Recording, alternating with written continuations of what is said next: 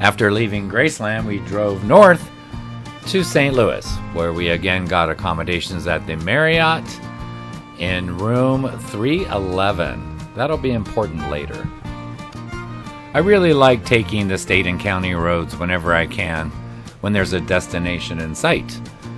And there was on this stretch. We ended up in Marceline, Missouri. Does anyone know why that's so special? Well, it is the hometown of Walt Disney. And this is Walt Disney's hometown museum. Walt was born in Chicago, and his family moved here when he was about 4. The Walt Disney Hometown Museum is located in the restored Santa Fe Railroad Depot in Marceline, Missouri. It opened in 2001. The museum houses a collection of memorabilia from the Disney family's farm, where they lived from 1905 to 1909, along with Walt Disney's return to the town in 1946. The museum was closing as we arrived, but we pled with the volunteer and he let us in. This desk here supposedly belonged to Walt when he was a child in school, although there is some conflict around it. We didn't get a chance to tour all the exhibits as most of them had already been powered down as they were closing. But these snaps here tell a good story.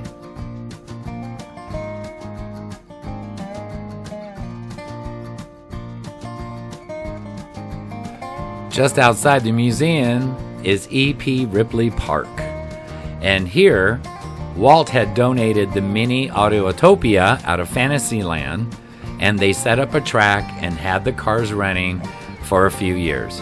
And then it needed a lot of repairs, so there's been a GoFundMe to restore all the cars and get it back up and running.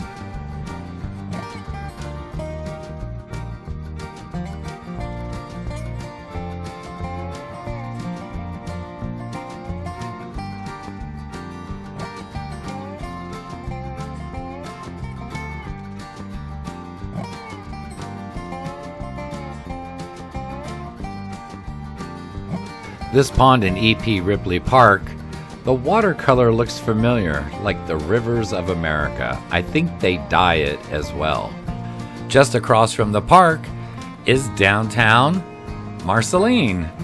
And it's kind of eerie because a lot of it looks like Main Street, USA in Disneyland. A fun fact, in Marceline, there was a building in front of this Coca-Cola sign, and when they tore it down, the sign reappeared. With that train whistle blowing, don't you feel like you're in Disneyland?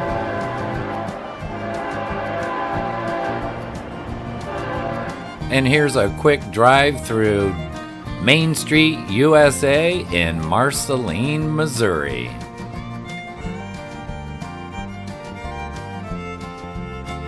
A short drive out of Marceline, we arrive at the Disney family farm.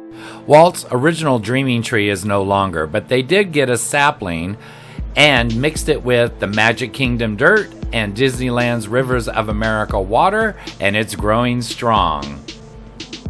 A short hike into the farm, we find the barn. This barn was reconstructed off the original plans of Walt Disney's barn that was located in his Los Feliz home. The barn is amazing.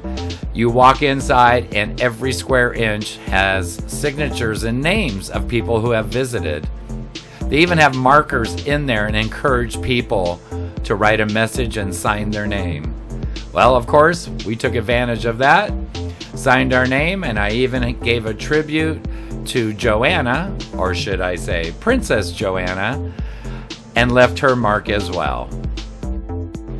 Every square inch of this barn has graffiti or names and messages to Walt. Every square inch, including the benches and other artifacts inside.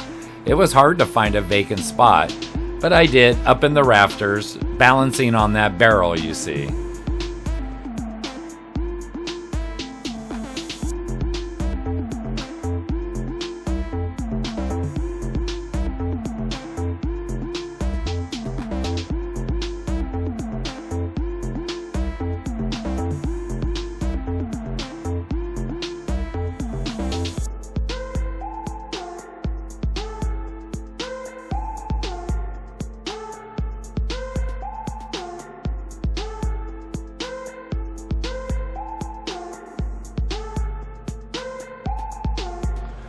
Apparently, when they found the plans to Walt's original barn in Los Feliz, California, the plans were sent to Marceline, and the city, with nothing but volunteers, built it to those specifications for the people to come and enjoy.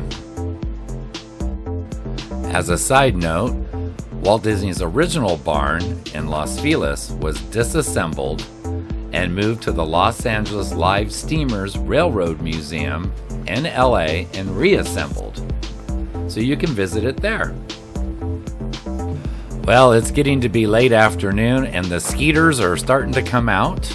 So we're heading back to the car and taking off to our next adventure.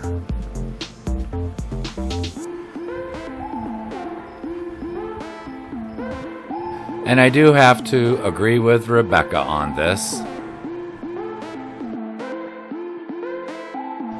So we made it to Leavenworth, Kansas, and again stayed at the Marriott, and we got room 311 again.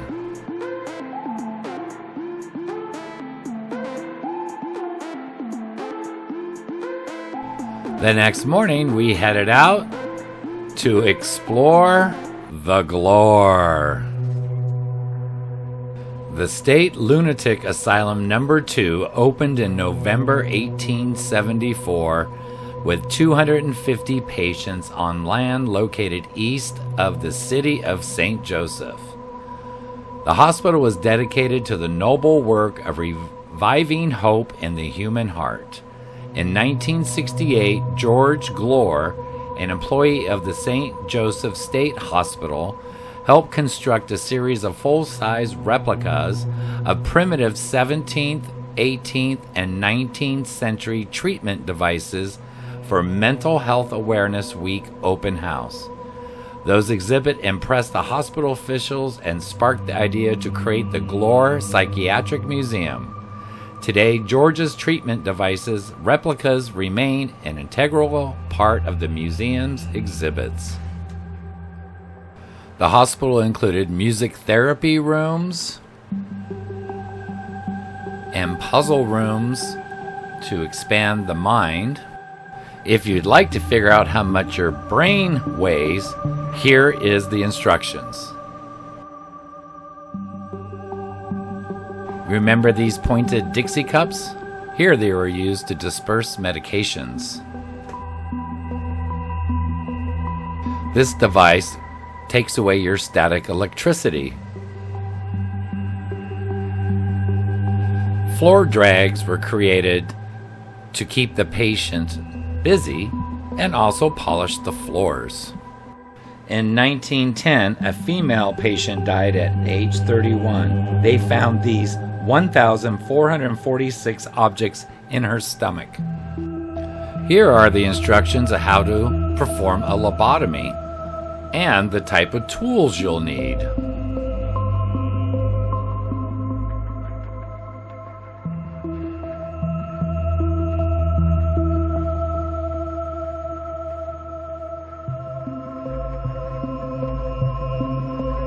And let's not forget electroshock therapy. Also, wet sheet treatment or cold packs, where they would wrap the bodies in cloth and douse them with cold water for up to 3 hours. It seems like to me that all these different treatments were mostly created to keep the patient calm.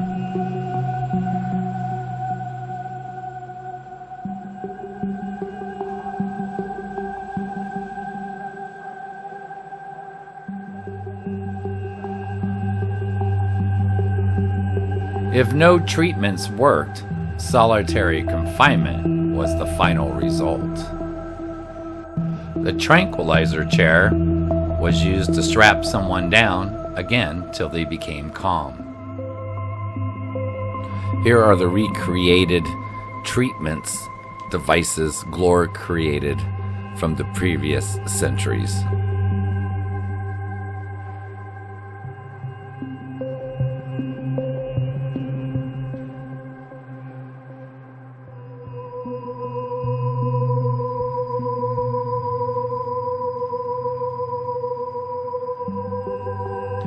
This exhibit is displaying the different types of rocking chairs over the years. Understanding the lived experience of schizophrenia through embroidery.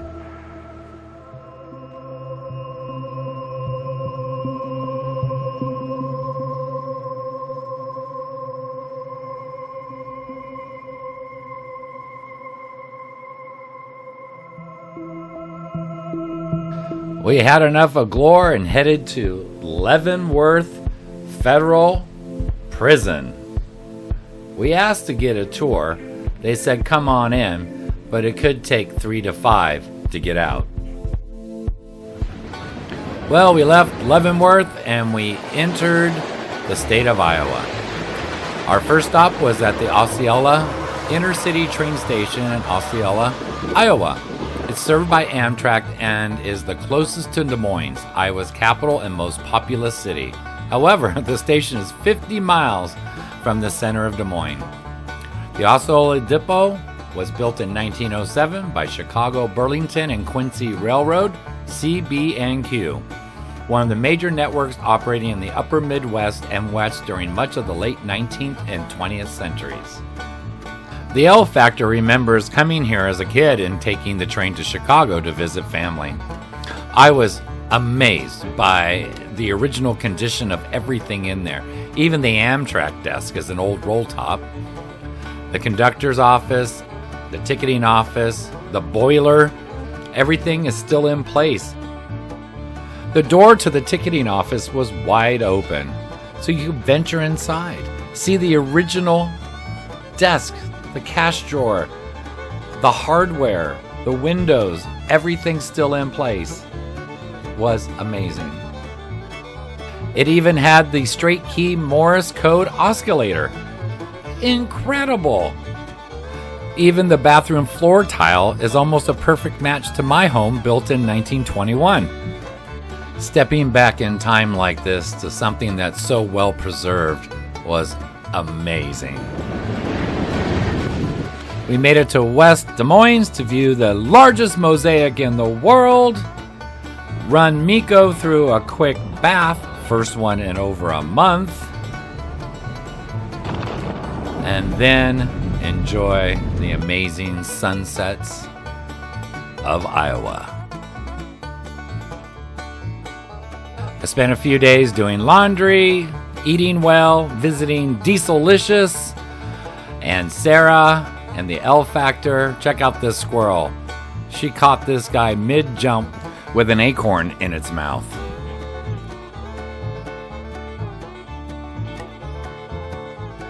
Got to observe Sarah, or should we say DJ No Name Yet, practice her mixing skills. And after a few days, it was time for me to leave with a parting gift. So I have a parting gift for you guys. Front row. Yeah. Sorry, smile.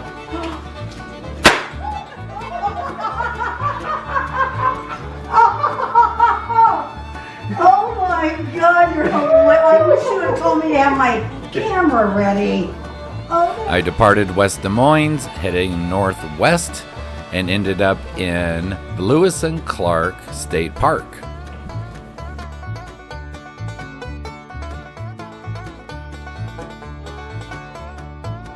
I arrived late in the season, and they already had the keel boats out and sealed up for the winter, but it still was a great place to check out. Everything was locked up tight as a drum, but I did get to peek into the window and video one of the original keel boats on display. If any of you have ever traveled northwest on the 90 through South Dakota, I'm sure you've seen the gazillion signs for wall drugs. I couldn't believe how many there were.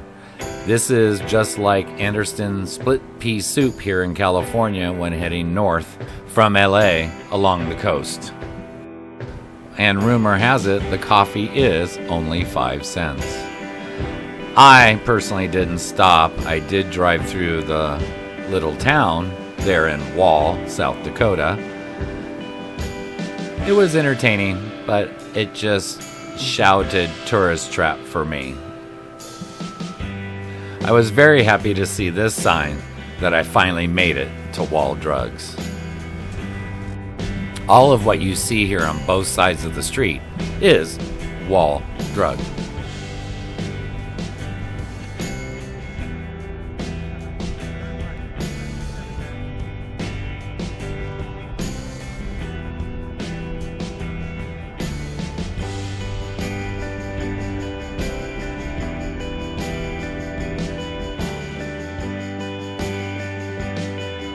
Cabazon?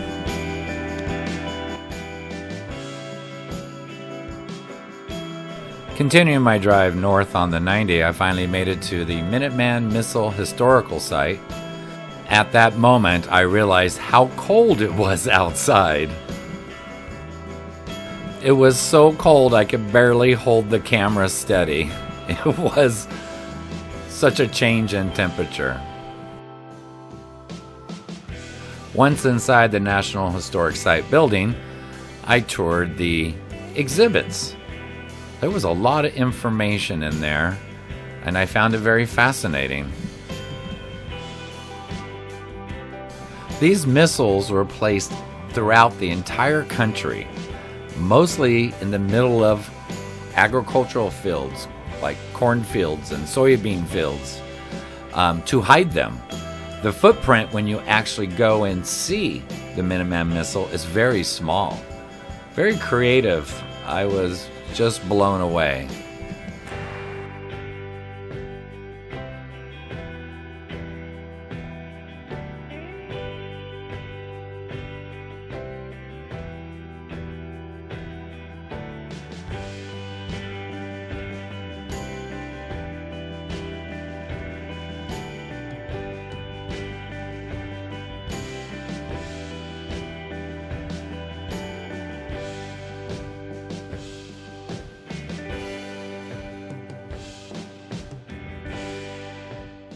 Subjects in the course as our organization, high explosives, communications, and atomic bomb destruction.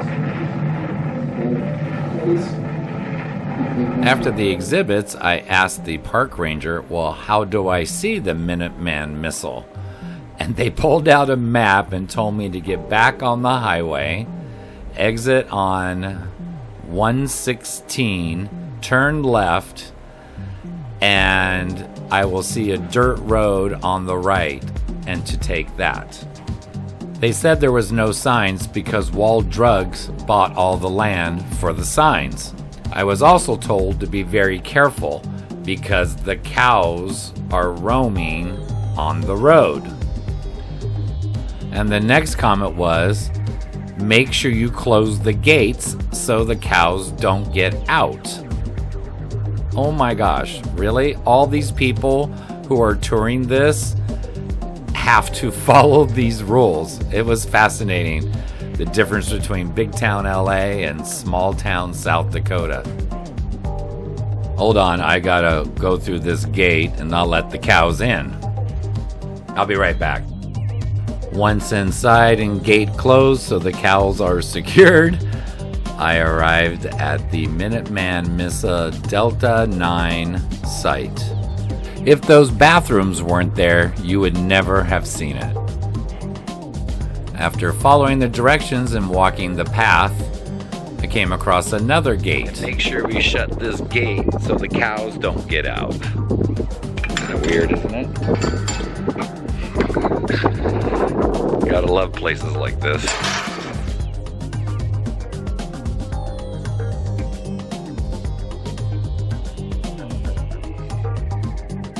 And just like they say, it is hidden in plain sight.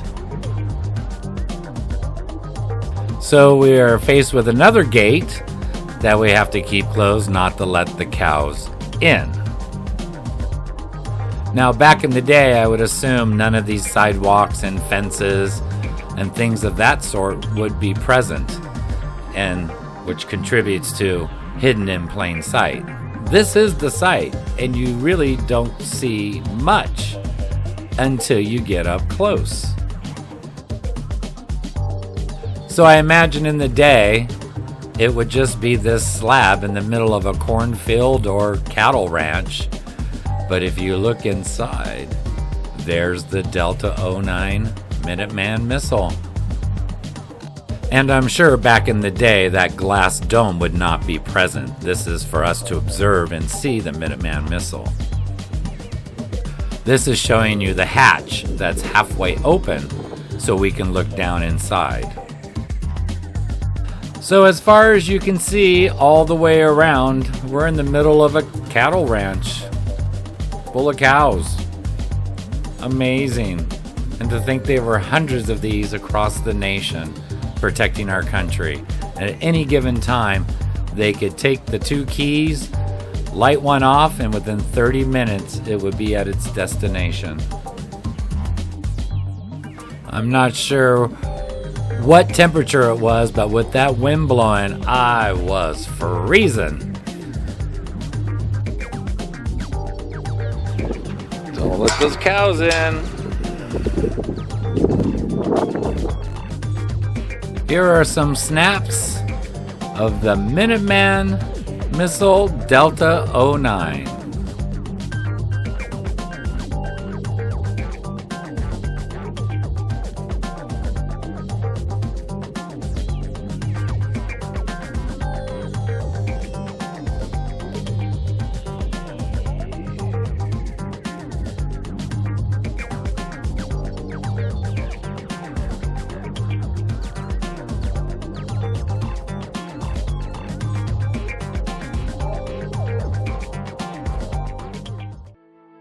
Within a few hours of driving, the terrain had changed dramatically. I felt like I was in a whole different world of snow everywhere. To think back when I started this trip going through Arizona when it was 112 degrees to this, it was spectacular and beautiful. I arrived at Sturgis and drove through the town. We had just been there a few years back for a family reunion, so I didn't feel a need to stop, but it certainly was a different atmosphere in the winter time. My next stop was all because of a movie. Let's see if you can guess where I'm going.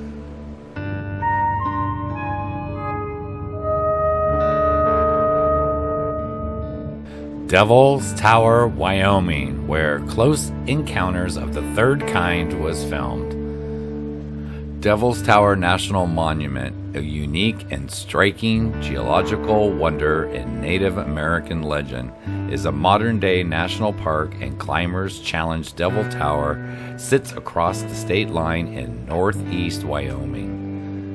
The tower is a solitary stump-shaped granite formation that looms 1,267 feet above the tree-lined Belle Fourche River Valley, like a skyscraper in the country. Once hidden below the Earth's surface, erosion has stripped away the softer rock layers, revealing the tower. The stone pillar is about 1,000 feet in diameter at the bottom and 275 feet at the top. The mountain's markings are the basis for Native American legends. One has it that a giant bear clawed the grooves into the mountainside while chasing several young Indian maidens up to the top.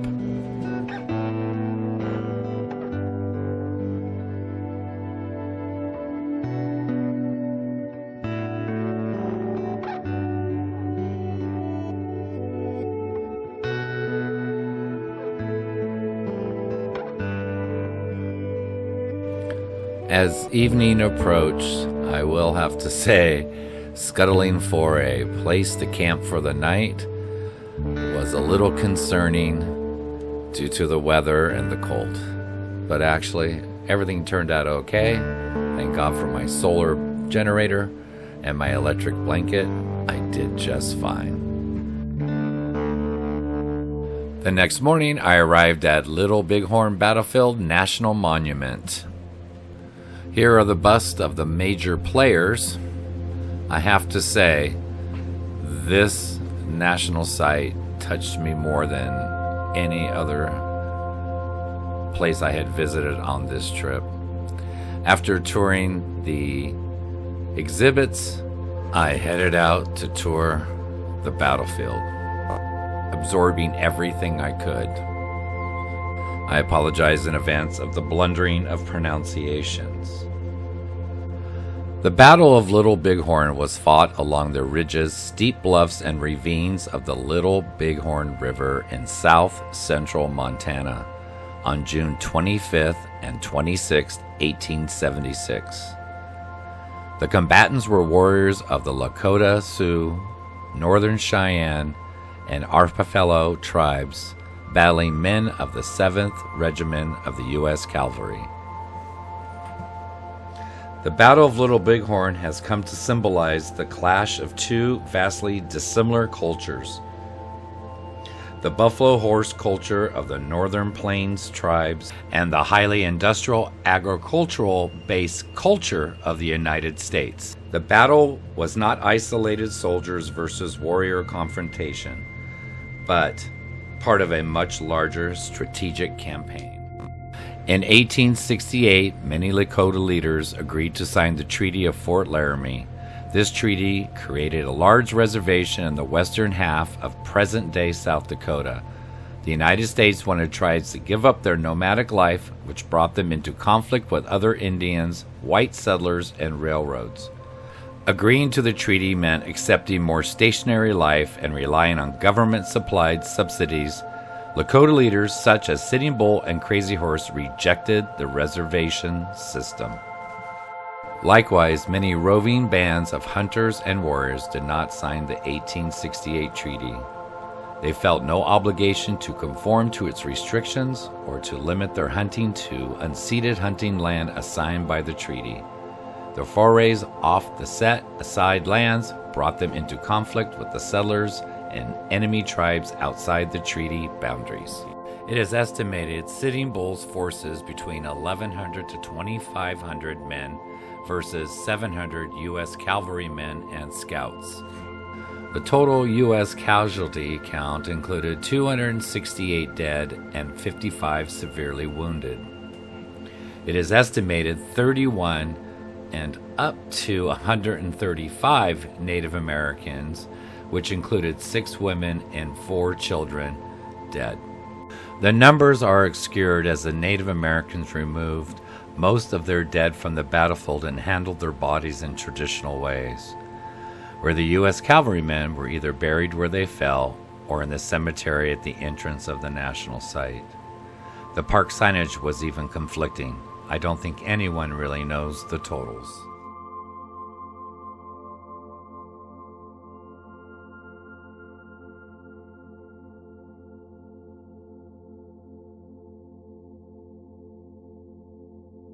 My favorite spot was the Indian Memorial.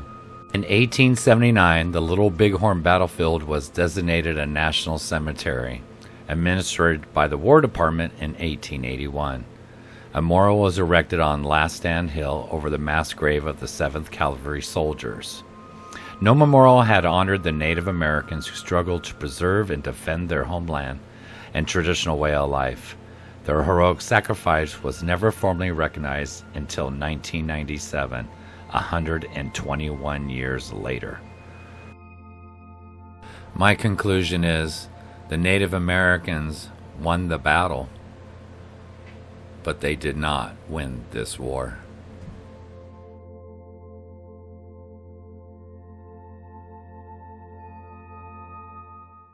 My next stop was Bighorn Canyon National Recreation Area. Many of you may have noticed when I left Devil's Tower, I was surrounded by snow. By the time I reached southern Montana to view the Battle of Little Bighorn, there was no snow. And mind you, Montana is north of South Dakota. I didn't understand it. But anyway, I traveled northwest to the recreation area and once again headed into the snow. It was so beautiful and majestic climbing up this mountain towards this reservoir. The 2-lane road quickly became a 1-lane road, and then it started getting covered. I had to concentrate, but we made it.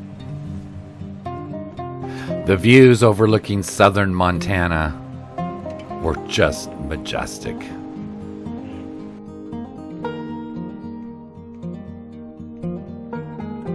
This is Yellowtail Dam/reservoir. And once again, during my travels, I found myself to be the only one there. Join me next time when I make a surprise visit. Love you, Mom. I heard somebody needed Jersey Mike's.